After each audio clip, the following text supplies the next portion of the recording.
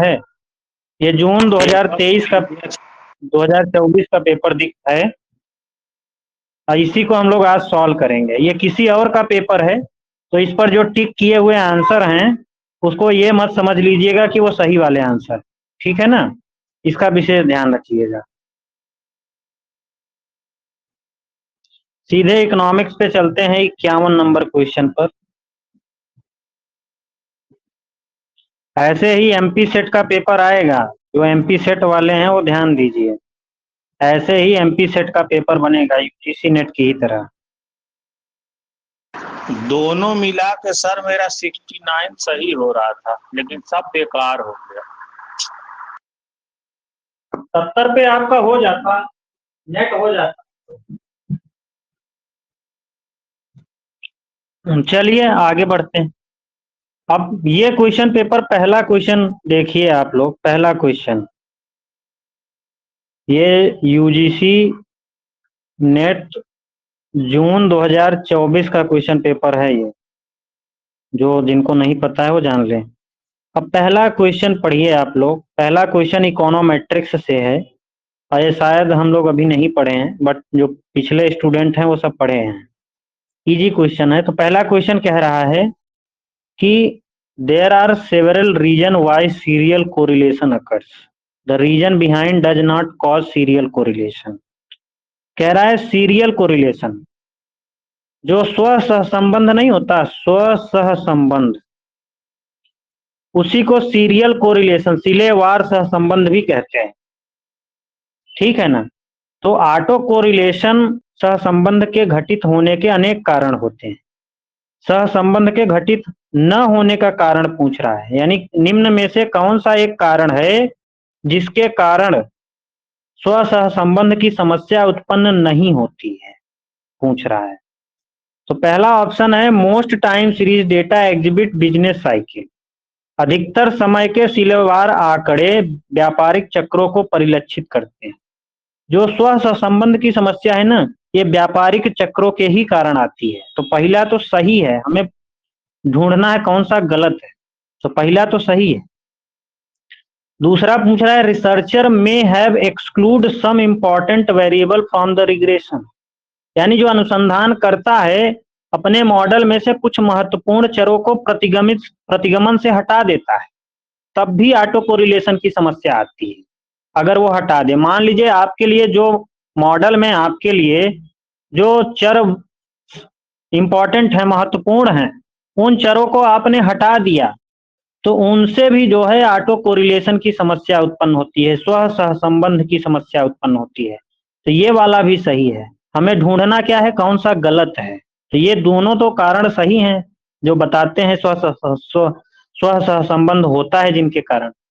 अब तीसरा ऑप्शन है कुछ चर पिछड़ेपन से प्रतिक्रिया करते हैं, ये भी एक कारण है ऑटो कोरिलेशन का, स्व सहसंबंध का।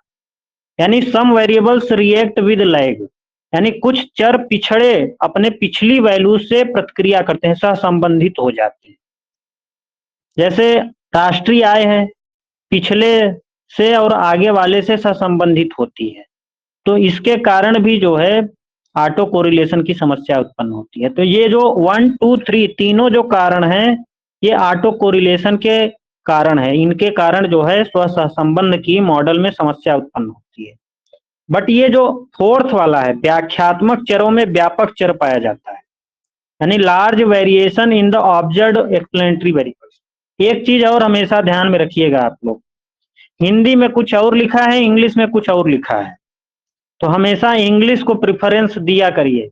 इसीलिए मैं कहता हूं थोड़ा बहुत इंग्लिश जरूर पढ़िए, हिंदी में बहुत गलत लिखा हुआ है। अब लिखा है व्याख्यात्मक चरों में व्यापक चर, व्यापक चर नहीं है, लार्ज वेरिएशन है, व्यापक अंतर विचलन यहाँ होना चाहिए, व्यापक चर नहीं, व्यापक विचलन पाया जाता है। इसके कारण जो है ऑटो कोरिलेशन की समस्या नहीं पाई जाती। तो यही फोर्थ आंसर करेक्ट है एकदम। पूछा है ना कौन सा नहीं है घटित न होने का कारण, तो चौथा जो है इसका, इसके कारण ऑटो कोरिलेशन की समस्या नहीं होती है। तो fourth will be correct answer. समझ में आया सभी को? क्यों भाई? जी सर। हाँ, अब 52 नंबर क्वेश्चन देखिए। 52 नंबर क्वेश्चन बहुत आसान। 52 नंबर क्वेश्चन क्या कह रहा है कि पढ़िए आप लोग एक बार जरा, और फिर आंसर बताइए हमें। पढ़िए भाई जल्दी जल्दी।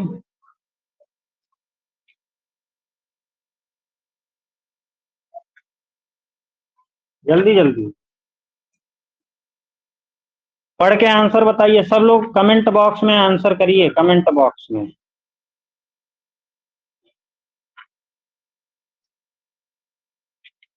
निम्नलिखित में से कौन सा अंतः उद्योग व्यापार सूचकांक को शुद्धतः चित्रित करता है? इंट्रा इंडस्ट्री ट्रेड इंडेक्स कौन सा है? बताइए भाई। इंट्रा इंडस्ट्री ट्रेड इंडेक्स इन चारों में से कौन सा है? Intra industry trade index. अब सवाल ये उठता है, आप लोगों को पता है कि नहीं भाई? हाँ बेटा, किसी को पता है? दूसरा वाला ही आंसर है सर। दूसरा वाला आंसर है। हम्म दूसरा वाला करेक्ट है, इन्होंने सही बताया है। अब सवाल ये उठता है कि ये टी जो है, ये टी क्या है? अंतः उद्योग व्यापार सूचकांक को टी से डिनोट कर रहा है। टी बराबर 1 minus absolute value of X minus M divided by X plus M. और ये फार्मूला दिया किसने था? क्यों भाई? इस फार्मूले को किसने दिया था? इस फार्मूले को 1975 में, 1975 इंट्रा इंडस्ट्री ट्रेड को दिखाने के लिए इस फार्मूले को दो आदमियों ने दिया था। एक है ग्रुबल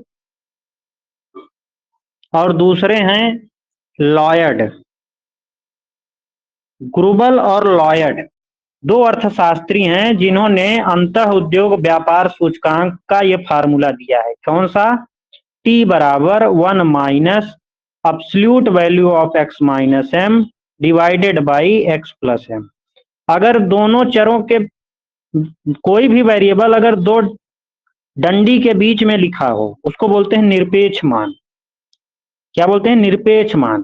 तो ये निर्यात और आयात का जो अंतर है उसका निरपेक्ष मान है ऊपर वाला। नीचे वाले में देखो डंडी नहीं लगी है, तो ये सापेक्ष है। ये सापेक्ष है, निरपेक्ष नहीं है, सापेक्ष।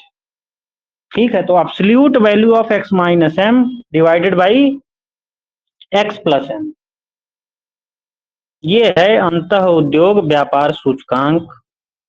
ठीक है भाई, चलें आगे। चलिए 53 नंबर क्वेश्चन देखिए। 53 क्वेश्चन। 53 क्वेश्चन कह रहा है कि यदि आयात की सीमांत प्रवृत्ति, अब देखो हम लोग जनरली एमपीएम को क्या पढ़ते हैं? मार्जिनल प्रोपेंसिटी टू इंपोर्ट को हिंदी में क्या पढ़ते हो? आयात की सीमांत प्रवृत्ति ना। यहाँ पे क्या लिखा है? यदि आयात की सीमांत प्रवणता। तो ध्यान दीजिएगा, हमेशा इंग्लिश जरूर जानो। यानी कह रहा है यदि आयात की सीमांत प्रवृत्ति उच्च है, अधिक है, तो निम्नलिखित में से कौन सी चीजें सही होंगी? तो को पहले तो ये 5 स्टेटमेंट दिया हुआ है, फिर कोड दिया हुआ है। तो जल्दी जल्दी बताइए कौन सा सही होगा? कौन बताएगा? क्यों भाई, कोई बता रहा है? हाँ बेटा, बताओ भाई।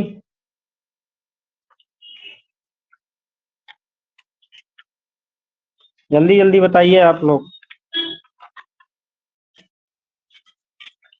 कृपानंद बताओ भाई, क्या होगा आंसर? इसका सर ब्याज की दर से कोई लेना देना नहीं है, वही लास्ट हटा के बाकी आंसर होगा। हाँ, देखो एक चीज हमेशा ध्यान में रखना कि हमने आप लोगों को बताया था कि आयस कर स्टीपर होता है, यानी आयस वक्र स्टीपर होगा, ढाल नुमा होगा, ढाल ज्यादा होगा। अगर सीमांत जो आयात प्रवृत्ति है, अगर एमपीएम अधिक होगा, तो ये बताइए गुणक क्या होता है? गुणक, गुणक का फार्मूला हमने क्या बताया था? 1/एमपीएस प्लस एमपीएम, यही होता है ना गुणक का फार्मूला। विदेशी व्यापार गुणक क्या होता है? 1/MPS प्लस एमपीएम, यही तो होता है। तो अगर एमपीएम ज्यादा है तो मल्टीप्लायर क्या होगा बेटा, गुणक की वैल्यू क्या होगी।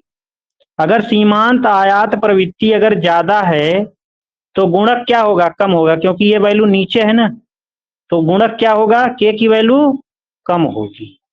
अब ये बताइए आईएस वक्र का ढाल किसके ऊपर निर्भर करता है। आईएस वक्र का जो ढाल है वो 1 गुणक इंटू बी होता है ना, बी क्या था, निवेश मांग की ब्याज लोच। तो गुणक अगर कम है तो आईएस वक्र का ढाल क्या होगा, ज्यादा होगा। तो पहला ऑप्शन यही तो दे रहा है कि आईएस वक्र का ढाल स्टीपर यानी ज्यादा होगा। अब देखो जो बच्चा स्टीपर नहीं समझता है वो हिंदी में क्या पढ़ेगा। स्टीपर का मतलब होता है ज्यादा, तो पहला स्टेटमेंट तो सही है, ठीक। बी स्टेटमेंट क्या है, it will create currency appreciation. ये बताओ अगर आयात ज्यादा कर रहे हो आप तो करेंसी का डेप्रिसिएशन होगा कि एप्रिसिएशन, जल्दी बताइए।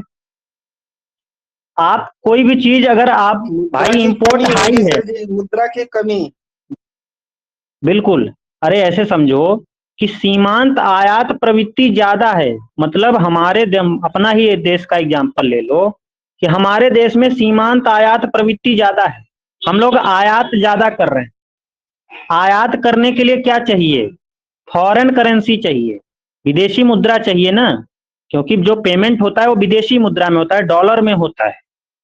तो आयात कर रहे हो, ज्यादा करोगे आप तो डॉलर की डिमांड ज्यादा करोगे ना, डॉलर होगा तभी तो पेमेंट करोगे, तो डॉलर की डिमांड बढ़ जाएगी। जिसकी डिमांड ज्यादा उसकी ही वैल्यू तो बढ़ेगी। जिस चीज की डिमांड ज्यादा होती है उसका प्राइस बढ़ जाता है। डॉलर की मांग ज्यादा कर रहे हो तो डॉलर एप्रिसिएट होगा ना, डॉलर का मूल्य बढ़ेगा ना। ये कह रहा है it will create currency appreciation, हमारी करेंसी तो डेप्रिसिएट होगी ना, मूल्य ह्रास होगा। तो दूसरा वाला ऑप्शन गलत है। समझ में आया कि नहीं, क्यों भाई, बताओ भाई। अब तीसरा वाला सी वाला देखो, it will make the LM curve flatter, ठीक है, यानी इससे एलएम वक्र समतल होगा, फ्लैटर बनेगा नहीं। सीमांत आयात प्रवृत्ति का एलएम वक्र से कोई संबंध नहीं होता। एलएम वक्र का संबंध किससे होता है, जल्दी जल्दी बताओ, मुद्रा बाजार से। एलएम वक्र का संबंध मुद्रा बाजार से होता है, सीमांत आयात प्रवृत्ति से नहीं होता। तो सी भी गलत, सी और बी दोनों गलत। अब आ जाइए डी। डी क्या है, for each level of income interest rate must be high to achieve external balances, यानी आय के प्रत्येक स्तर के लिए बाह्य संतुलन की प्राप्ति है तो ब्याज दर उच्च होनी चाहिए। क्या यह सही है स्टेटमेंट, कौन बताएगा, क्या यह स्टेटमेंट सही है कि आय के प्रत्येक स्तर पर जो है हाई ब्याज दर होनी चाहिए अगर बीओपी में संतुलन करना। क्यों भाई, बताइए आप लोग।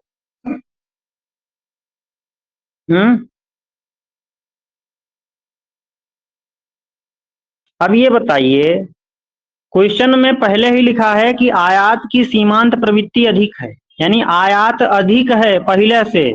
आयात अधिक होने का मतलब समझते हो, बीओपी में असंतुलन है, बीओपी में असंतुलन है।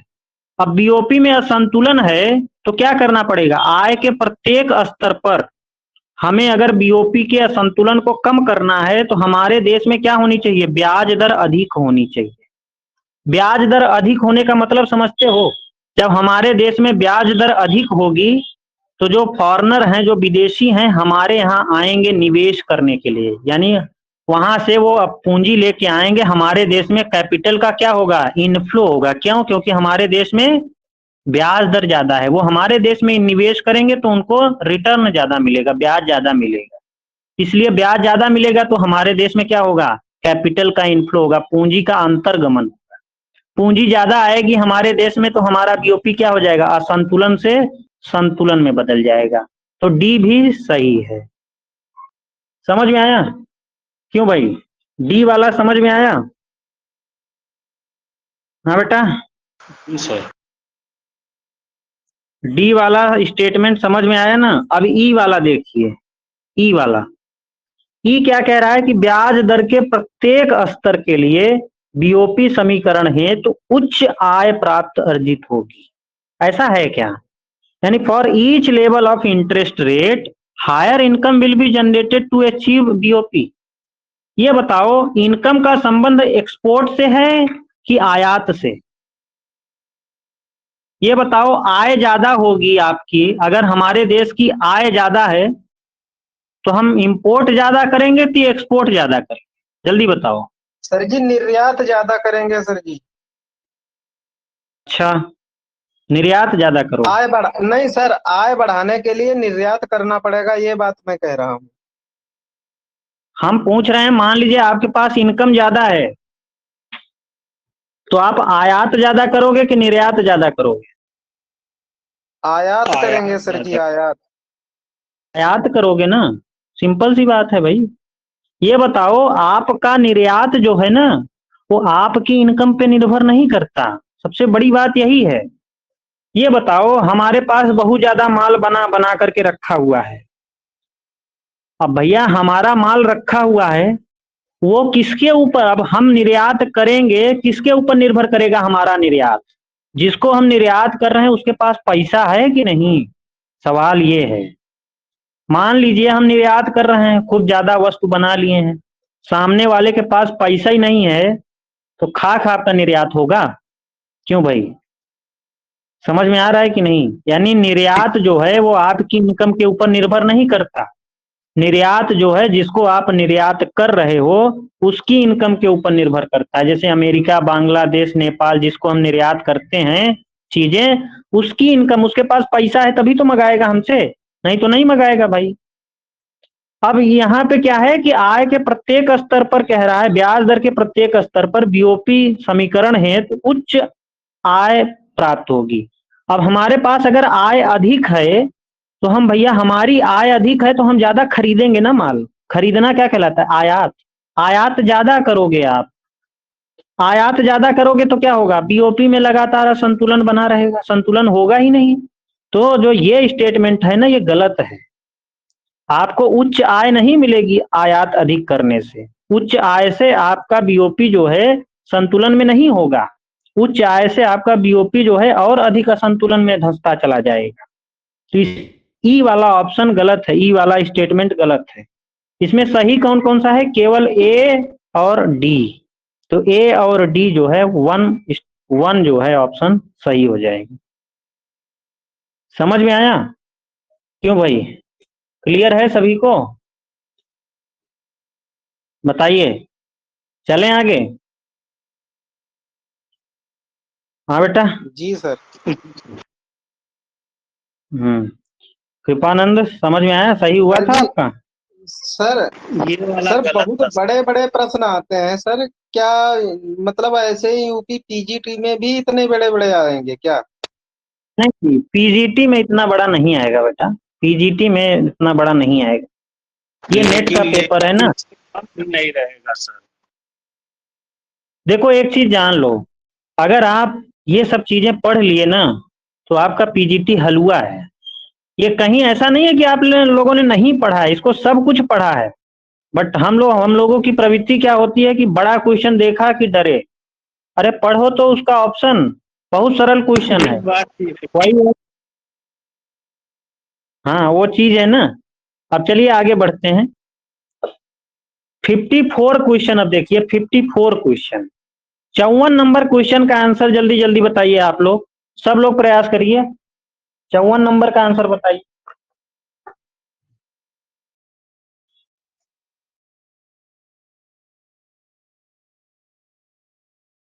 ये मेरा सही था सर। जल्दी जल्दी सब लोग बताइए।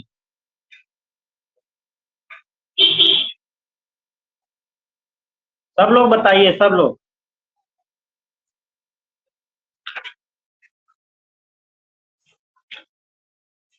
सब लोग बताओ भाई, कमेंट बॉक्स में सब लोग आंसर करिए।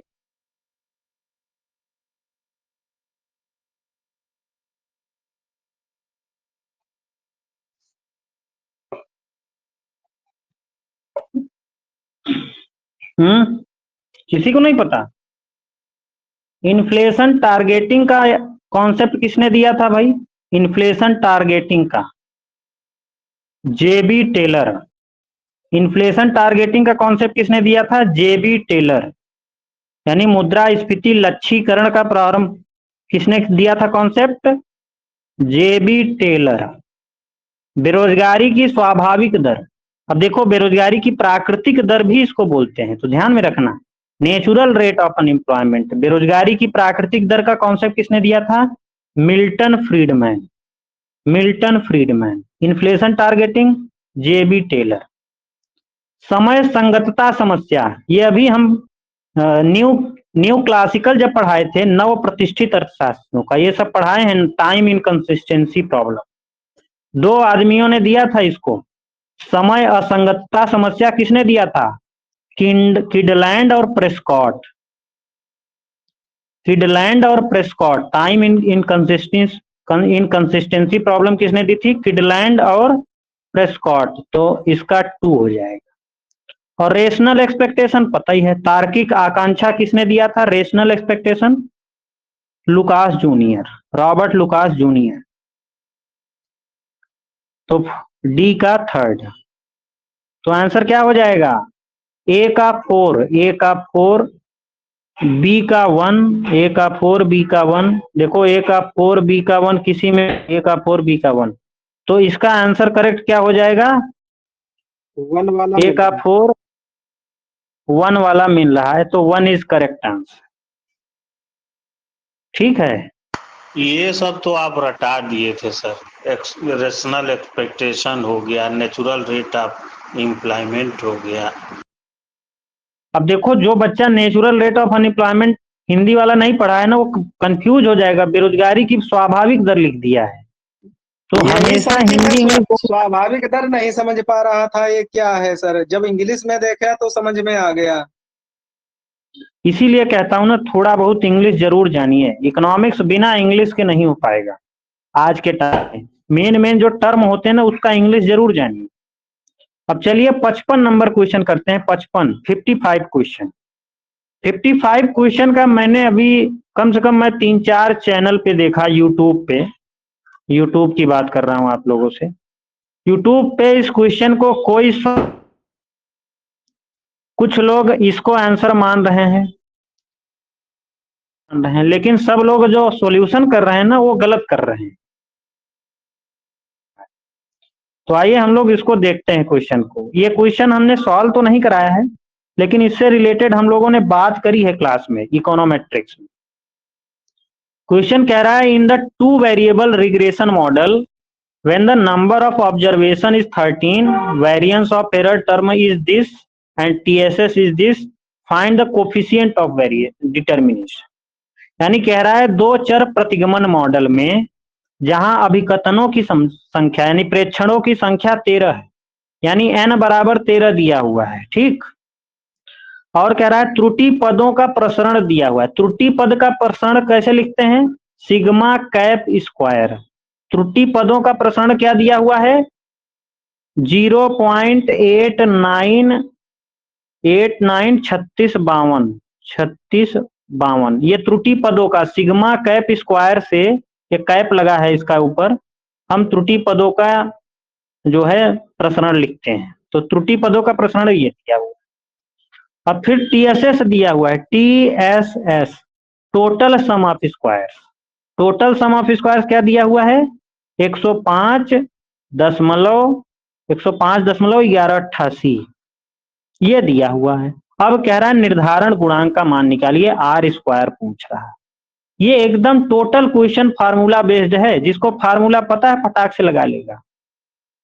अब आप लोग बताइए, आर स्क्वायर का हम लोगों ने फार्मूला आप लोगों को बताया है हमने, जो जो इकोनोमेट्रिक्स की क्लास में हो। शालिनी बताओ भाई जरा, आर स्क्वायर का फार्मूला बताइए। शालिनी जी, आर स्क्वायर का फार्मूला क्या होता है? हाँ बेटा, याद है? नहीं याद है?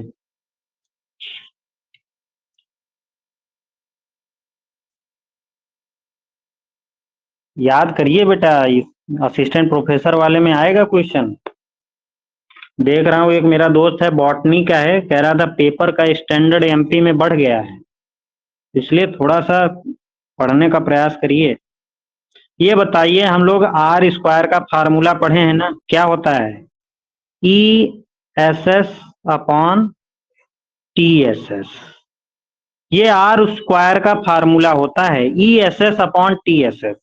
ई एस एस क्या है भाई? Explained sum of squares. Explain मतलब व्याख्येय वर्ग सम, और टोटल सम ऑफ स्क्वायर तो कुल वर्ग सम, कुल वर्ग योग और व्याख्येय वर्ग योग, ये का अनुपात जो है आर स्क्वायर का। तो लेकिन अब क्वेश्चन में क्या दिया हुआ है? टी एस एस तो दिया हुआ है, ई एस एस दिया ही नहीं हुआ है। तो भैया ई एस एस कैसे निकलेगा? क्यों भाई? ई एस एस का फार्मूला क्या होता है? ई एस एस कैसे निकलेगा? ई एस एस बराबर होता है T S S minus R S S, residual sum of square. E S S बराबर क्या होता है? T S S minus R S S. अब फिर से आर एस एस चाहिए, टी एस एस का मान तो दिया हुआ है, आर एस एस चाहिए। तो आर एस एस कैसे निकलेगा भाई? आर एस एस का फार्मूला क्या होता है? आर एस एस बराबर होता है, जल्दी से लिखो, देखो ये देखो, सिग्मा कैप स्क्वायर है ना, यानी त्रुटि पदों का क्या दिया हुआ है? त्रुटि पदों का प्रसरण। त्रुटि पदों के प्रसरण को ऐसे डिनोट करते हैं, सिग्मा कैप स्क्वायर बराबर क्या होता है?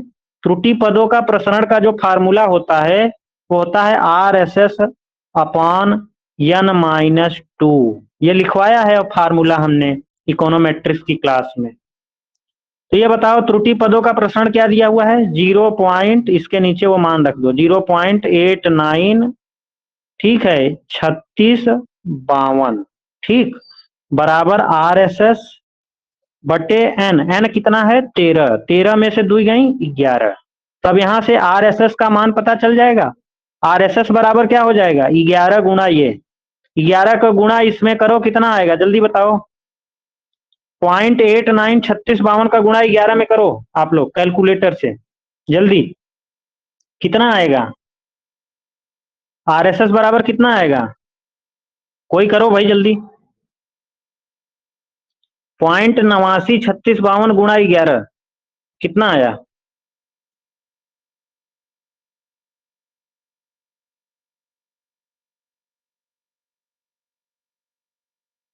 किसी का आया बेटा?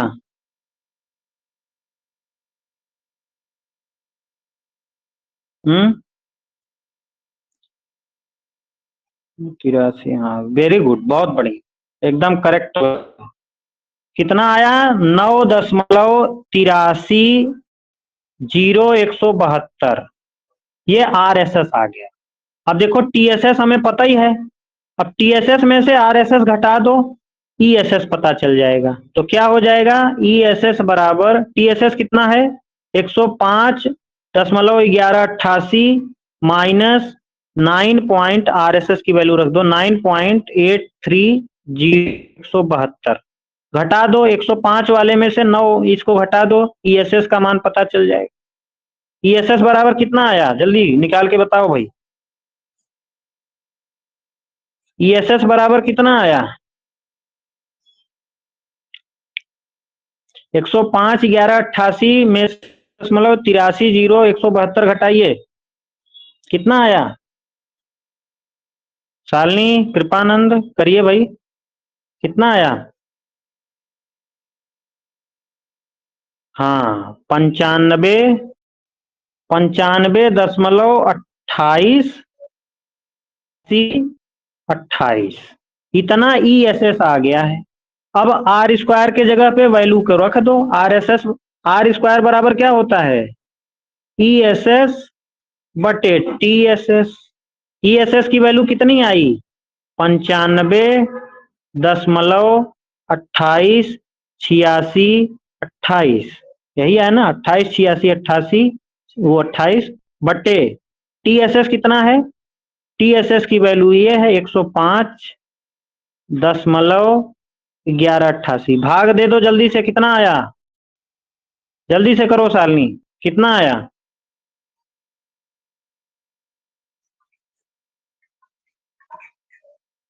हाँ बेटा,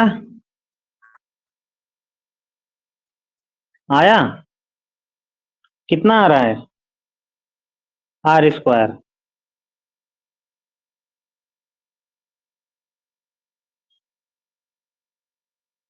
हम्म,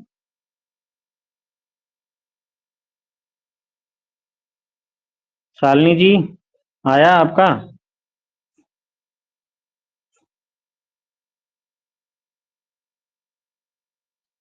हाँ, एकदम सही पकड़े हैं आप। 0.90 648 आया है। अब ये बताइए, इसको हम ऐसे लिख सकते हैं 0.90, ये 8 है तो एक अंक इसको दे देगा तो 65 हो जाएगा, 90 65। 8 पर 5 से अधिक हो तो पहले वाले को एक अंक दे दिया जाता है तो 5 हो जाएगा। तो आर स्क्वायर का मान कितना आ गया? 0.90 65। देखो कोई ऑप्शन में 0.90 65 है, सेकेंड वाले में एकदम करेक्ट आंसर आ रहा है हम लोगों का। बहुत लोगों का आंसर ही नहीं आ रहा है, कह रहे हैं ये आ रहा है, बहुत दूर दूर आ रहा है। देखो एकदम करेक्ट आंसर आ रहा है 90 65। क्यों भाई, समझ में आया कि नहीं आप लोगों को? क्लियर है? सेकेंड आंसर सही है। हाँ बेटा, भाई सभी को क्लियर है ना? समझ में आया कृपानंद? ये तो सर हम अंदाजिया ही लगाएंगे।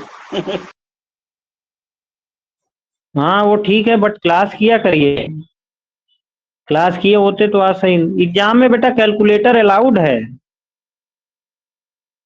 कैलकुलेटर अलाउड है एक एग्जाम में, आप ले जा सकते हो। नॉर्मल कैलकुलेटर हो, आप गुणा भाग बस कर सको उससे। कौन वाले एग्जाम में सर जी अलाउड है? यूजीसी नेट में आप ले जा सकते हो, पीजीटी में भी ले जा सकते हो, क्योंकि स्टैट्स आता है ना, तो सांख्यिकी के लिए भी आप ले जा सकते हो। हाँ बस थोड़ा अच्छा सा सर, ये बात हमें पता कैलकुलेटर भी, कैलकुलेटर भी थोड़ा सा अलग अलग तरह के होते हैं। कुछ कैलकुलेटर में बहुत सारी चीजें होती हैं, ऑनलाइन भी होता है, बट सिंपल कैलकुलेटर बस अलाउड है जिससे गुणा भाग ये सब हो सके। तो इसका आंसर 90 65 है। हाँ, नॉर्मल वाला। अब चलिए 56 नंबर क्वेश्चन देखिए फटाफट। 56 क्वेश्चन देखिए, 56 क्वेश्चन देखिए आप लोग, और जल्दी से आंसर बताइए।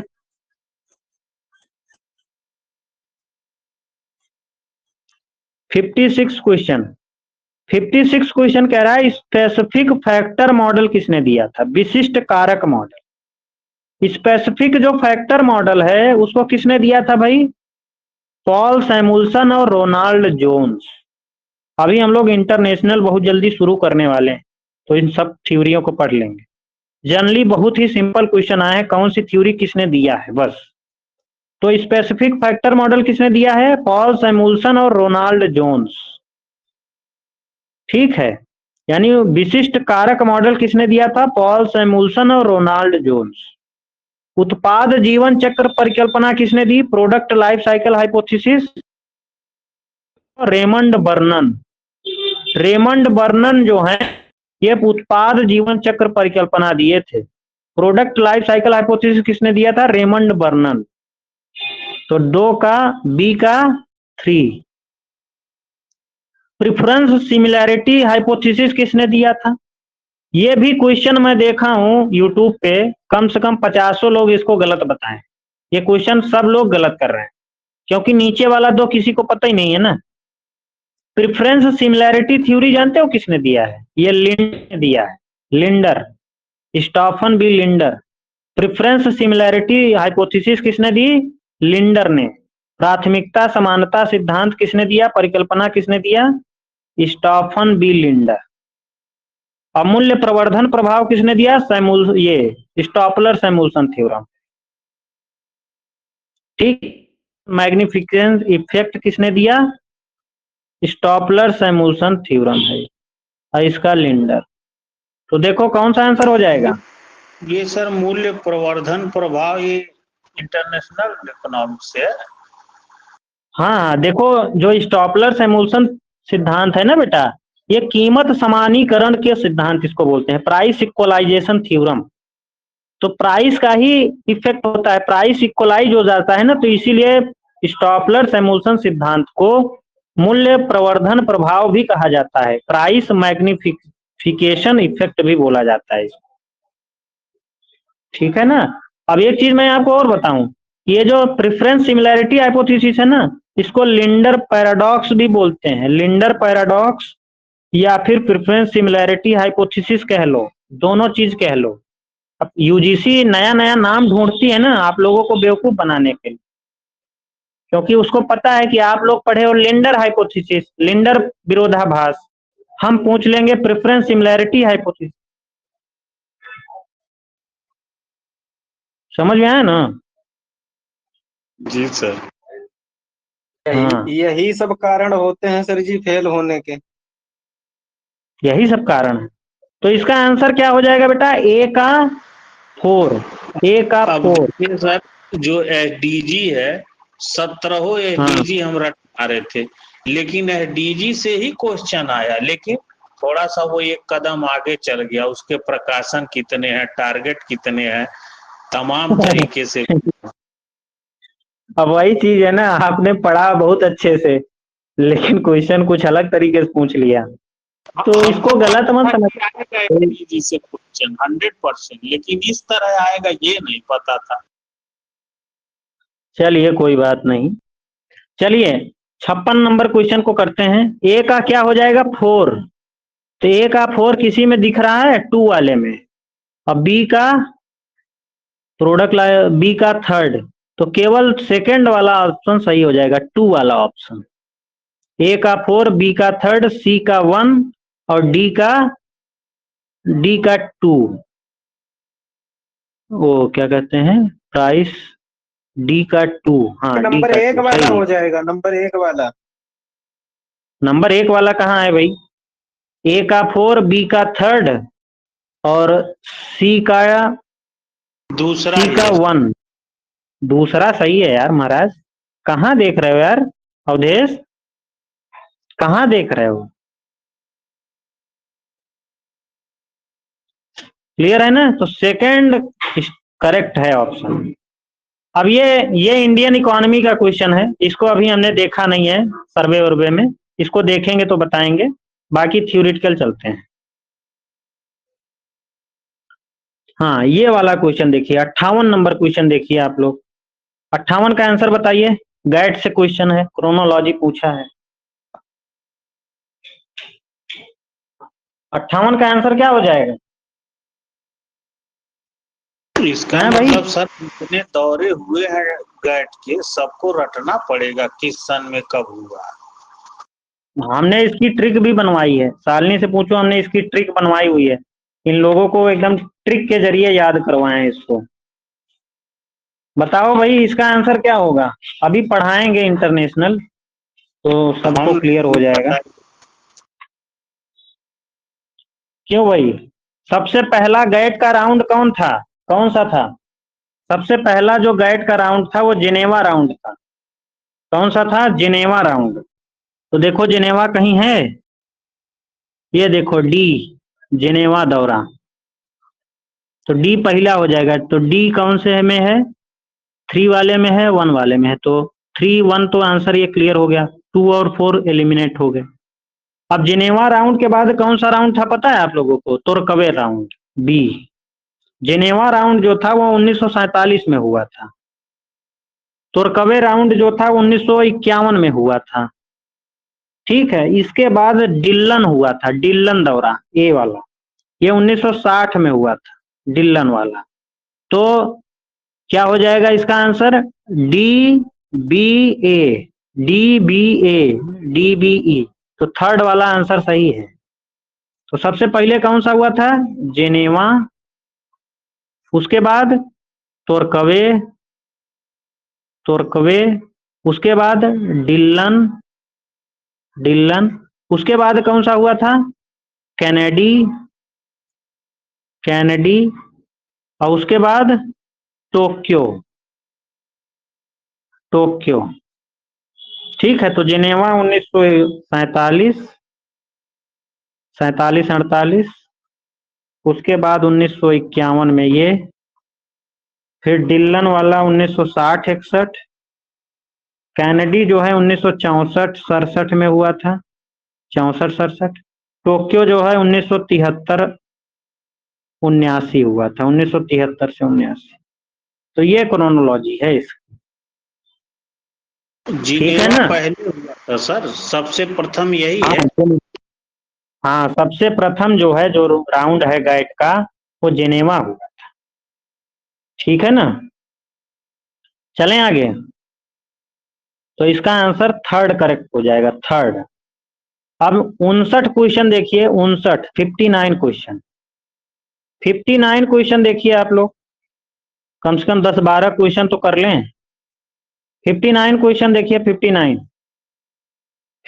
क्वेश्चन क्या कह रहा है? Arrange the following environmental meet, यानी निम्नलिखित पर्यावरणीय सम्मेलनों को उनके आयोजन वर्ष के क्रम में सुव्यवस्थित कीजिए। तो चलिए, बहुत इंटरेस्टिंग क्वेश्चन है ये। सबसे पहला है statement, the Paris agreement. Paris समझौता कब हुआ था पता है आप लोगों को? क्यों भाई, पेरिस समझौता कब हुआ था? 2015 में। कब हुआ था? 2015 में। स्टॉकहोम प्लस 50 समझौता कब हुआ था? स्टॉकहोम प्लस 50 समझौता कौन बताएगा, जल्दी बताओ। 2022, 2022। ठीक है, 2022 में स्टॉकहोम प्लस 50 समझौता हुआ था, और पेरिस वाला 2015 में। पृथ्वी सम्मेलन कब हुआ था भाई? 1992 में, 1992। ये यूजीसी नेट में भी आता है, वो क्या कहते हैं, पीजीटी में भी, तो इसको सब लिख लेना। स्टॉकहोम में मानव पर्यावरण पर संयुक्त राष्ट्र, United nation conference on the human environmental in Stockholm. Stockholm में मानव पर्यावरण पर जो यूनाइटेड नेशन कॉन्फ्रेंस हुई थी वो कब हुई थी? 1972 में। कब हुई थी? 1972 में। तो समझौता कब हुआ था? रियो प्लस 20 वाला 2012 में। कब हुआ था? 2012 में। अब सारे मिला लो। सबसे पहला कौन है? 1972 वाला, डी। तो डी लगभग 2 में है, तो 1 2 में से एक आंसर सही होगा, तो डी। डी के बाद 1972 के बाद 1992, D C, D C, D C, D. 1992 के बाद, 1992 के बाद कौन सा हो जाएगा? 2012, यानी ई, डी बी ई, यानी सेकेंड आंसर सही है।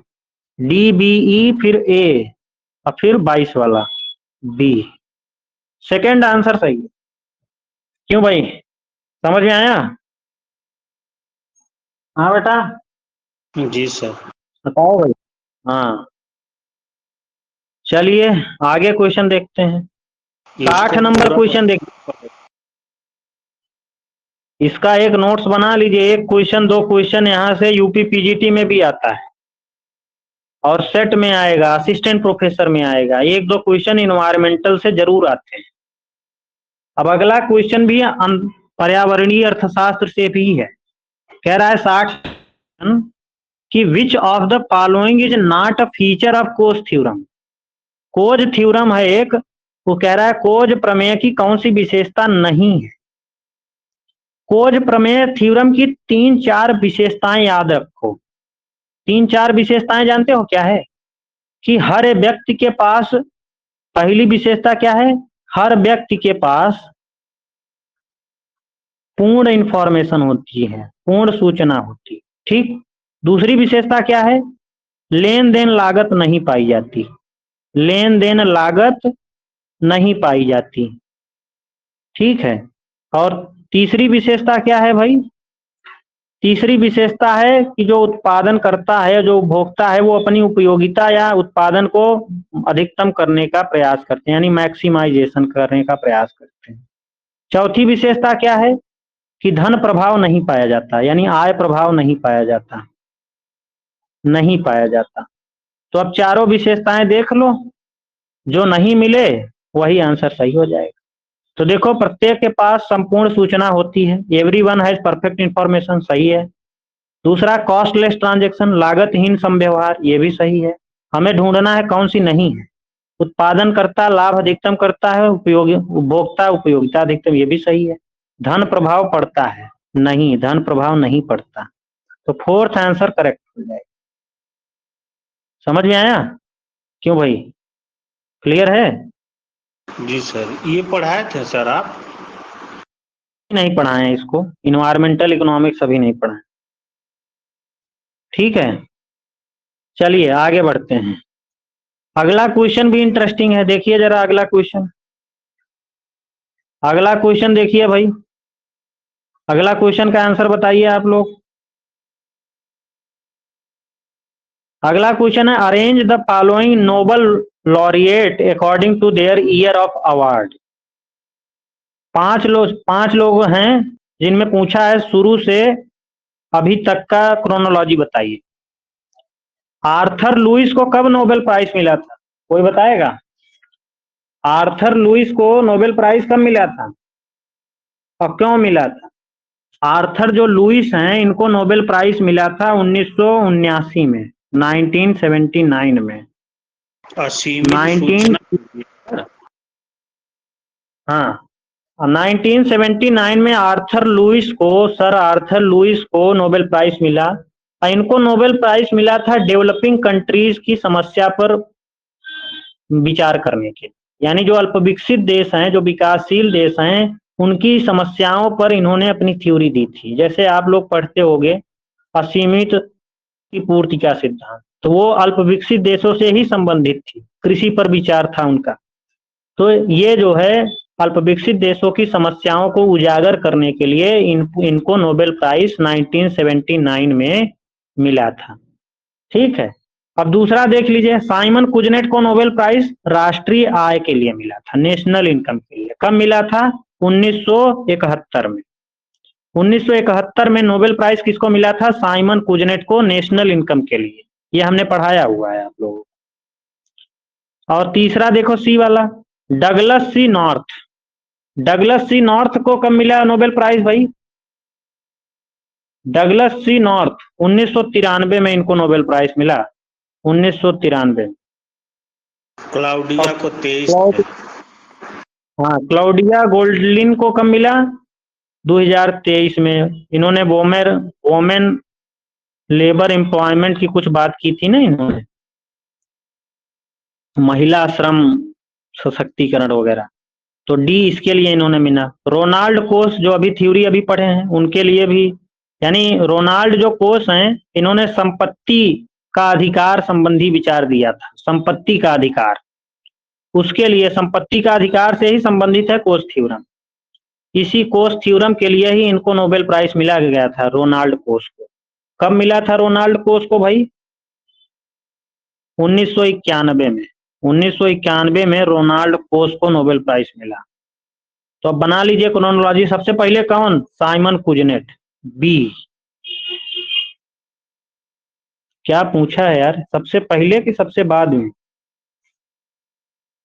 नवीनतम से आदिम तक, नए यानी से सबसे, पुराने। यानी हाँ, नए से पुराने पूछ रहा है, यानी डी। यानी डी सबसे पहले, तो डी में सब में है। 2023 के बाद 293, डी सी। डी सी कौन में मिल रहा है? 3 और 4 में, डी सी ई, डी सी ई, डी सी सर, ई, देखो तीनों में है, डी सी ई, डी सी। डी सी ई के बाद कौन सा? ई, डी सी ई ए, डी सी ई ए, यानी थर्ड आंसर करेक्ट है।